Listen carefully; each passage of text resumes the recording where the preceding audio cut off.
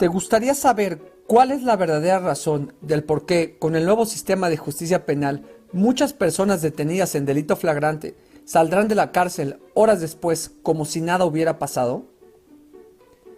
En esta pequeña cápsula te explicaré con peras y manzanas cuál es la realidad.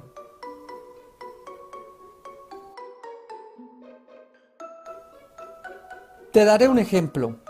Imaginemos que una persona ingresa a tu casa con la intención de robar, aprovechando que no se encuentra nadie en ella, ya sea porque estás de vacaciones, te fuiste a trabajar, saliste a una fiesta, en fin, cosas que suceden a diario en este país.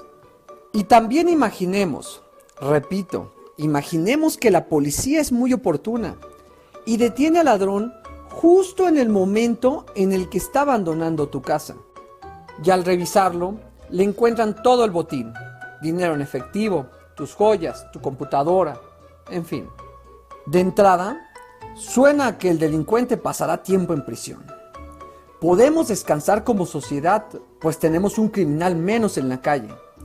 Primero lo presentarán ante un ministerio público y después lo llevarán ante un juez para iniciar su proceso penal. Parece que la cosa va muy bien. Pues por un lado recuperaste tus objetos robados y por otra parte se detuvo al malhechor. Pero oh sorpresa, unos días después te avisan que esta persona ya fue liberada y que está en la calle de nuevo, con la diferencia de que ahora conoce tu nombre, conoce tu domicilio y demás datos. Es de terror, suena espantoso. ¿Cómo es posible que sucediera eso? ¿Por qué lo dejaron en libertad? Y piensas, quizá fue la maldita corrupción. Sí, eso fue seguramente. Le llegaron al precio al juez. Ya ven que en este país todo se puede.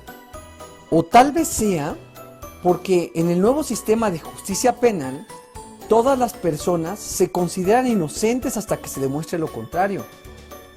¡Qué absurdo!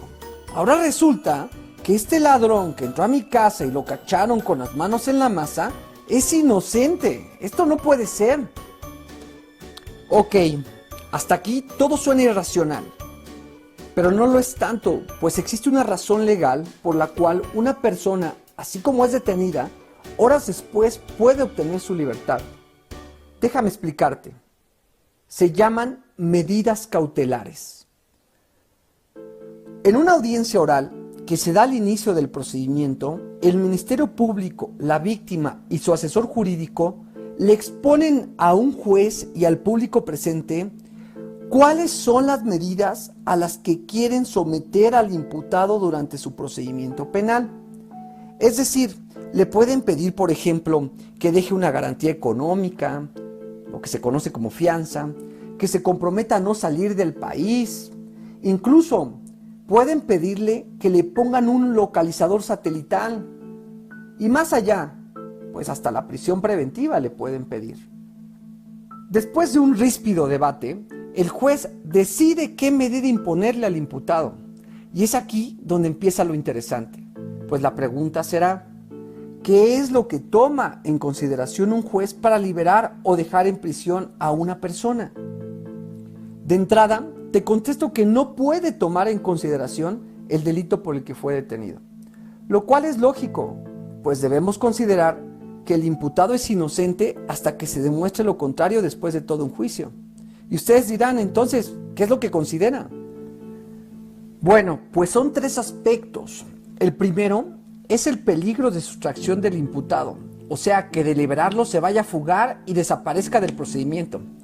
Esto se sabe considerando su residencia habitual, el lugar donde vive su familia, las facilidades que tiene para abandonar el lugar, para permanecer oculto, la falsedad sobre su domicilio, el incumplimiento a citaciones previas, su comportamiento posterior a la detención, en fin, todo lo que te haga saber que de liberarlo no lo volverás a ver en el proceso, por lo menos no por las buenas.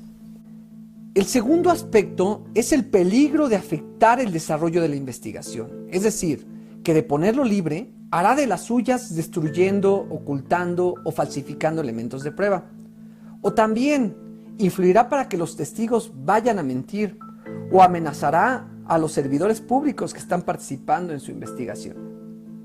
Y por último, como tercer punto, se analiza que en libertad pueda afectar la integridad personal o la vida de la víctima o ofendido, los testigos o la comunidad. Bueno, pues todo suena muy bonito, pero entonces, ¿dónde está el problema? Pues sencillo. El Ministerio Público, cuando está en la audiencia, no presenta ningún dato de prueba que permita al juez saber si el imputado en libertad es un peligro latente de fuga o de daño. Cuando te digo ninguno, es ninguno. Simplemente el Ministerio Público lo lleva ante el juez y públicamente pide la prisión preventiva, pero no justifica el motivo. Y es aquí cuando ustedes pueden insistir diciéndome que el motivo es que robó una casa habitación. Pero como te lo he explicado, esta no puede ser la razón para dejar a una persona en prisión preventiva. Sé que parece una locura, pero no lo es tanto. Te lo explicaré con otro ejemplo. Vamos a suponer que tú estás caminando por la calle muy a gusto y te encuentras a un amigo que te invita a dar una vuelta en su nuevo coche. Unas cuadras después, los detiene una patrulla diciendo que ese coche es robado. Y luego llega la víctima e injustamente te señala como uno de los que se robaron el coche. Tú lo niegas, pero no hay razones que alcancen para evitar tu detención. Y es así como te presentan ante el juez. Y el Ministerio Público pide la prisión preventiva, mientras investigamos, claro. ¿A poco te gustaría? ¿Cómo te parece ponerte del otro lado?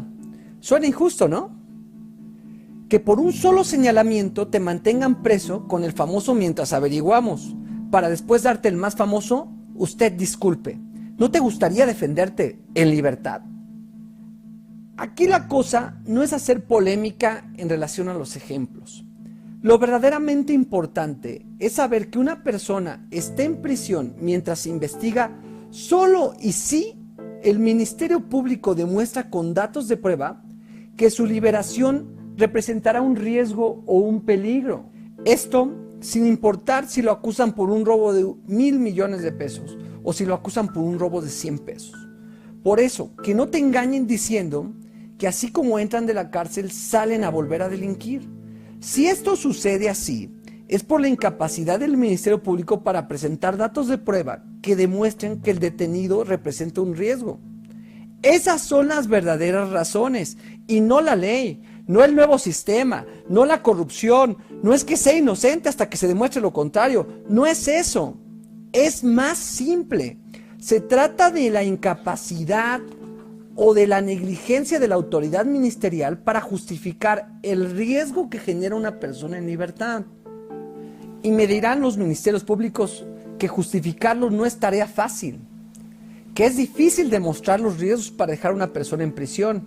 Y tendrán razón en ello, fácil no es y no tiene por qué serlo, pues se trata de llevar a la cárcel a una persona mientras averiguan si fue o no fue, lo que es devastador para su persona, para su familia, para sus bienes. De hecho, tiene que ser difícil. Ahora bien, la ley tiene previsto utilizar a peritos para que evalúen riesgos de las personas. Tampoco es que tengan que hacer tanto. Pues llaman a un perito a que evalúe al detenido y determine si psicológicamente, socialmente, sociológicamente se puede justificar que esté en prisión preventiva mientras dura el procedimiento. Y me dirán, pues es que tampoco hay personal para hacerlo. Bueno, ese es otro cantar. Lo cierto es que el nuevo sistema de justicia penal no es el causante de que la gente, así como es detenida, así salga de nuevo. Si eso pasa es porque alguien no hizo su trabajo.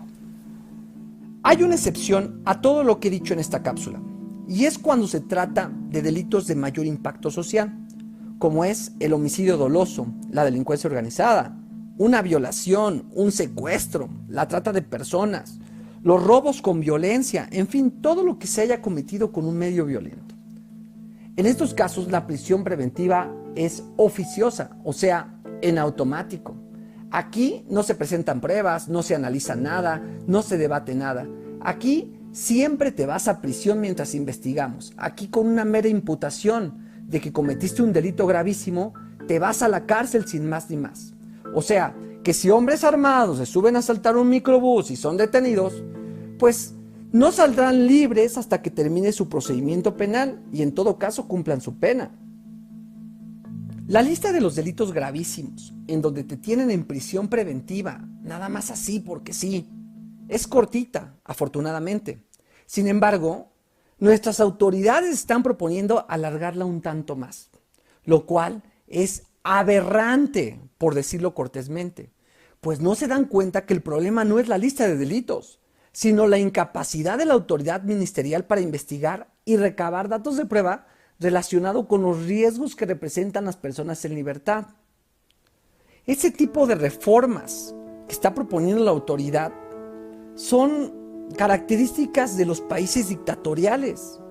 Es una reforma que se propone sin escrúpulos y que permea en la sociedad a través del miedo, diciendo, hay que hacer unos pequeños ajustes para que los delincuentes no salgan libres tan fácilmente, sin aceptar que la verdadera causa es la incapacidad para capacitar a su personal ministerial y también para proporcionarles recursos para que cumplan con su función de una forma diligente. Es más fácil reformar una ley y echar para atrás derechos que como ciudadano adquirimos que invertir recursos en hacer bien las cosas. En conclusión, con el nuevo sistema de justicia penal, cualquier persona que esté siendo procesada puede permanecer en prisión preventiva, ya sea porque se le impute un delito gravísimo o porque el Ministerio Público, a través de la aportación de datos de prueba, justifique la necesidad de que el sujeto permanezca en prisión, ya sea porque representa un riesgo o ya sea porque representa un peligro. Por ello, que no te engañen diciéndote que el nuevo sistema de justicia penal es el causante del aumento de la delincuencia en este país. Síganme en mis redes sociales como Eric Rauda y si les gustó esta cápsula déjenme sus comentarios y compártanla.